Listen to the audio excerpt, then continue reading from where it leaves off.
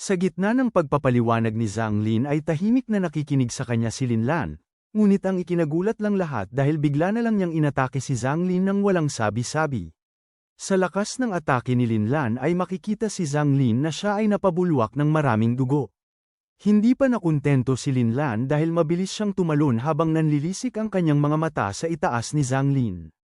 Naging seryoso naman itong si Yan Ying habang pinapanood ang mga kaganapan dahil masyado raw mabilis ang galaw ng isang third order. Makikita na inapakan ni Lin Lan ang ulo ni Zhang Lin bilang pagpapakita sa lahat ng mga tao sa loob ng dungeon kung sino ang pinakamalakas. Binalaan din ni Lin Lan si Zhang Lin na kung susubukan lang raw niya na muling magsalita ay hindi na siya mabubuhay. Ang ibang mga kasamahan ni Zhang Lin ay kanilang tinanong si Lin Lan na kung anong mga mali ang sinabi ni Zhang Lin, bakit raw ito ginawa ng isang third order. Pero inutusan lang ni Lin Lan ang kanyang mga kasama na nakabalabal na sila na ang bahala na pigilan ang iba. Kapag mayroon man na magtangkang lumaban, ay siya na mismo ang tatapos sa kanila. Dahil dito ay agad na pinalibutan ng mga tauhan ni Lin Lan sila Yan Ying maging ang iba pa bilang pagpapakita kung sinong grupo ang masusunod sa lahat. Nagsalita naman itong nasa peak ng Second Order Awaken na si Song Gang sa kanyang kasama na alam na raw niya kung ano ang kanilang sitwasyon ngayon. Sila ay napasok sa isang farming party. Tanong ng kanyang kasama na si Lin Teng na nasa peak ng Second Order Awaken na kung ano na raw ba ang kanilang gagawin ngayon, kahit mataas na raw ang kanilang antas ay hindi pa rin nila kakayanin ang isang third order. Nasabi din ni Yan Ying sa kanyang sarili na ang farming party ay kanilang ginagamit ang ibang mga nag-awaken bilang pang-akit sa kalaban o pang-tapon. Hinahayaan nila ang ibang mga nag-awaken na lumaban sa unahan habang sila sa likod ay umaani ng pakinabang. Kung ang mga nag-awaken at mutant ay tiningnan nila ang isang isa bilang kaaway, ang mga farming party naman ay tinitingnan ang mga tao bilang pang-akit. Nagsalita naman itong si Song Gang sa kanyang mga kasama na malamang buhay pa si Zhang Lin kaya magmadali na silang bumoto upang makalabas habang mas marami pa ang kanilang bilang kumpara sa bilang ng third order.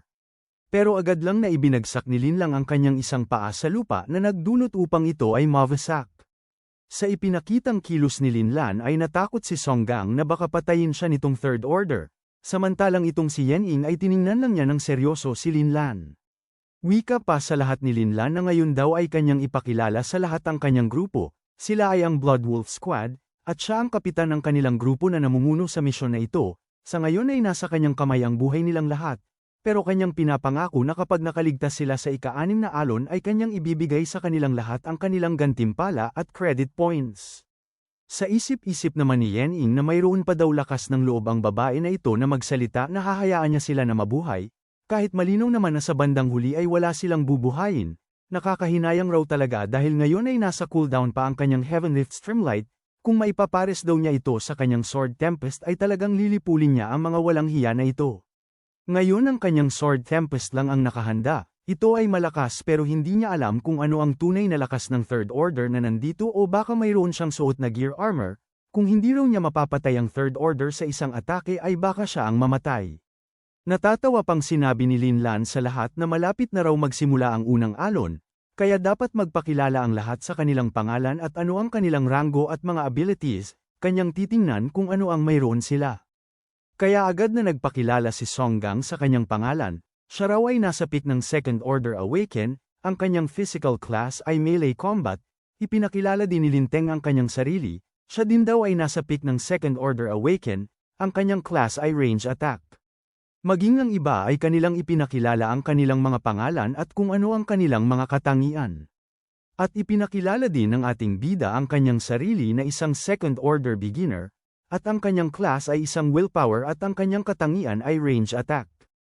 Sa sandaling narinig ni Lin Lan na ang class ni Yan Ying ay willpower ay agad siyang lumapit dahil hindi raw niya inaasahan na ang ganitong class ay nandito sa ganitong dungeon, at napansin din daw niya na masyadong gwapo ang ating bida. At sabay agad na tumalikod si Lin Lan na kanyang sinabi na dapat hindi na raw niya sasayangin ang kanyang oras sa mga ganitong usapin. Sa isip-isip naman ni Yan Ying ay masyado siyang natuwa dahil inaakala raw ng babae na ito na hindi siya makakaligtas sa unang alon.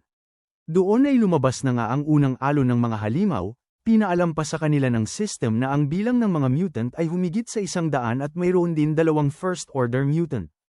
Dahil dito ay agad na naghanda sila Song Gang maging ang iba pa, habang nagbigay naman ng utos si Lin Lan sa likod na dapat ang nasa pinakamataas sa second order ang manguna sa laban, isang squad sa bawat isa, kanilang ibuhos ang buo nilang lakas. Kapag mayroon siyang napansin na ang isa sa kanila ay nagpipigil ng kanilang lakas ay siya mismo ang gagawa ng paraan para madurog ang kanilang mga buto. Makikita ang unang alon ng mga mutant na mabilis nang tumakbo para umatake, habang si Songgang na nasa pinakaharapan ay napamura dahil ang grupo daw ng Third Order ay hindi lalaban, ginagamit lang sila bilang sandata. Ano raw ba ang sitwasyon nila ngayon dahil maraming mga zombie sa kanilang harapan habang sa kanila naman likod ay mayroong farming party. Habang naghahanda ay tumalon si Lin Teng sa likod upang sa likod niya suportahan ang kanyang mga kasama. Wika pa niya na wala na raw silang ibang pagpipilian, kinakailangan nilang makasurvive sa unang alon ng mga halimaw. Makikita itong dalawang mutant na sila ay tumalon ng mataas upang umatake sa mga nag-awaken, kaya dali-dali na itinutok ni Lin Teng ang kanyang arrow upang pigilan ang mga mutant. Samantalang itong si Songgang ay kanyang sinalubong ang isang mutant para kanyang hampasin ng kanyang hammer. Si Yen Ying at ang iba pa na mababang antas sa Second Order Awaken ay hinanda nila ang kanilang mga katangian upang suportahan sila Lin Teng at Songgang sa kanilang pinakaharapan. Inactivate naman itong si Huang Xiaobo ang kanyang katangian na Ice Spikes upang bantayan si Songgang na abala sa pakikipaglaban sa pinakaunahan. Dahil dito ang mga mutant na umatake sa likod ni Songgang ay tinamaan ang kanyang atake, at isa-isa silang tumilapon papalayo. Upang hindi mahalata ng ibang mga nag-awaken ay ginamit ni Yen Ying ang kanyang willpower para sa pag-atake, kaya sa atake na nilikha ni Yen Ying ay sa apat na mga mutant na papalapit na sa kanila ay isa lang dito ang tinamaan. Nang nakita nitong si Huang Xiaobo kung gaano kaina ang atake ni Yen Ying ay kanya itong sinigawan na gaya raw sa kanyang inaasahan na masyadong mahina ang willpower dahil sa isang atake ay isang zombie lang ang makakaya niyang patayin. Si Lin Lan nang kanyang nakita kung gaano kawalang kwenta ang atake ni Yen Ying ay masyado siyang natawa, saan raw ba kaya nakakuha ng lakas ng loob si Yen Ying para pumasok dito sa dungeon.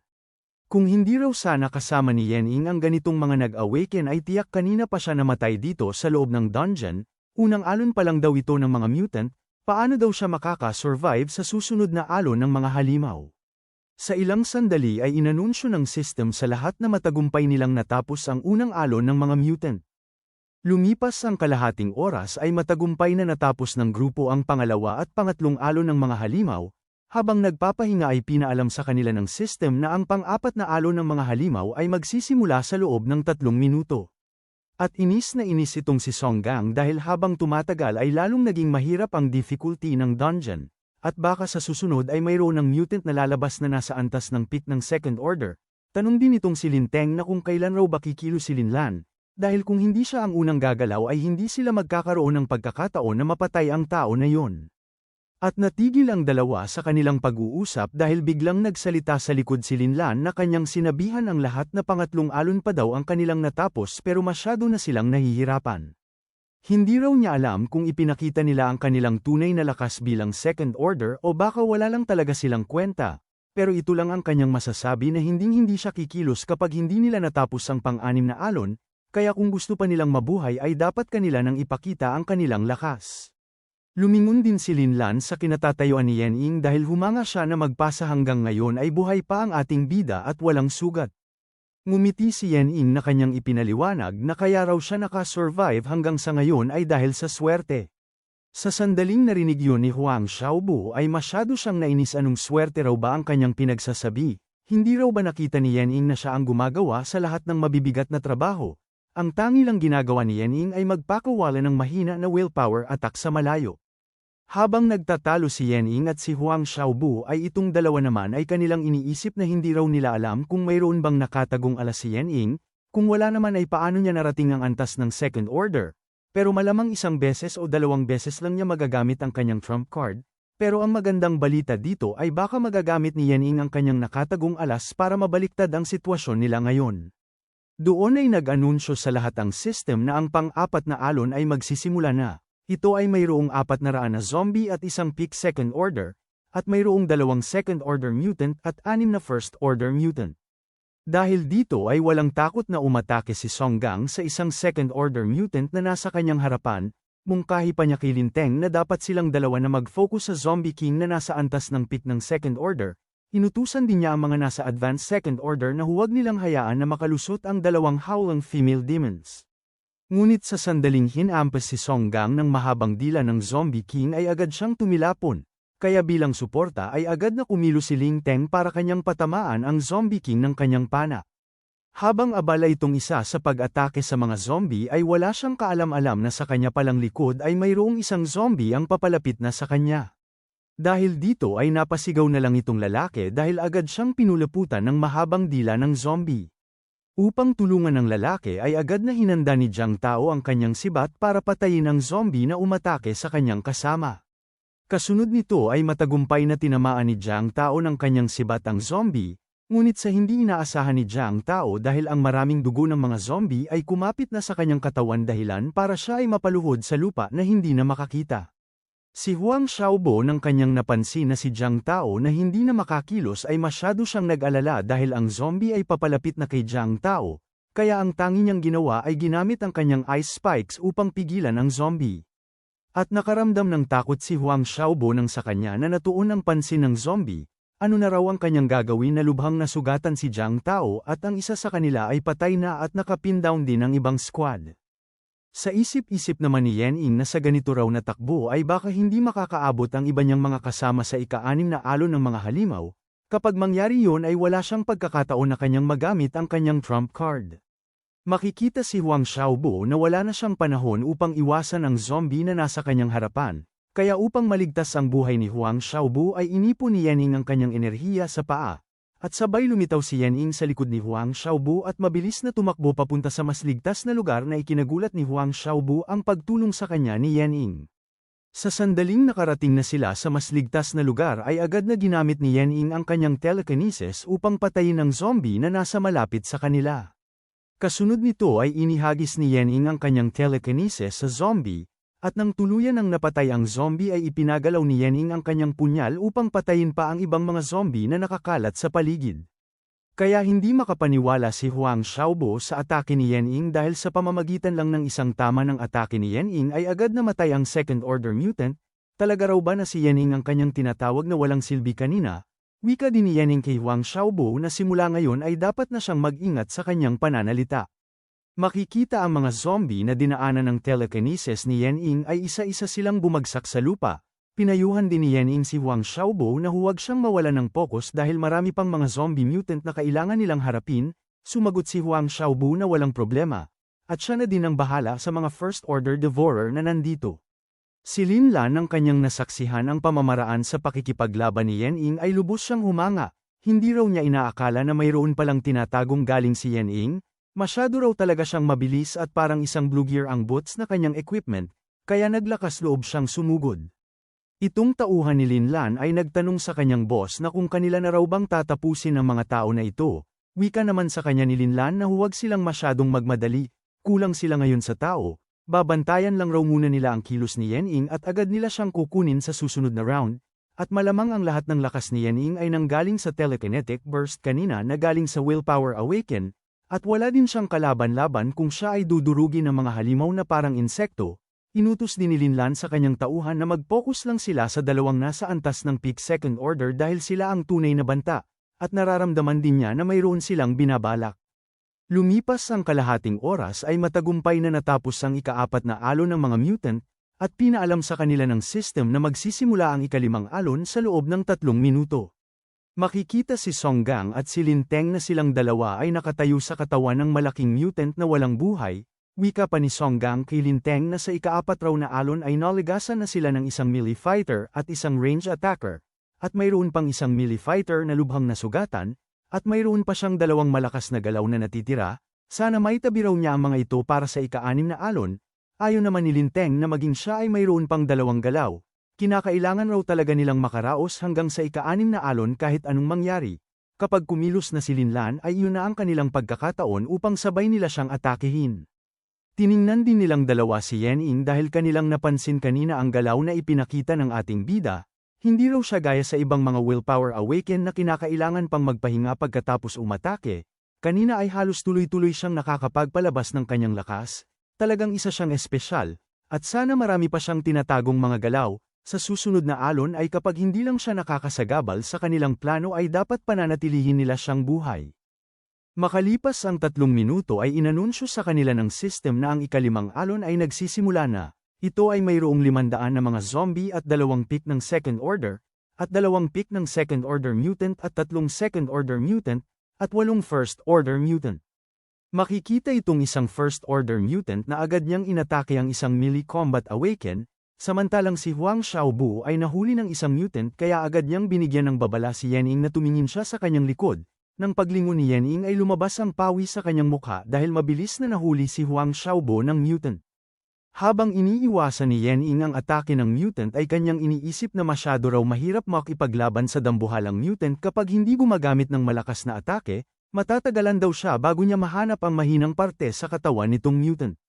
Maririnig ang boses ng ibang nag-awaken na sila ay sumisigaw na humihingi ng tulong kung sino raw ang magtanggol sa kanila sa pagkakapit ng mutant, sobrang dami daw ng kalaban, parang hindi nila kakayanin na puksain silang lahat.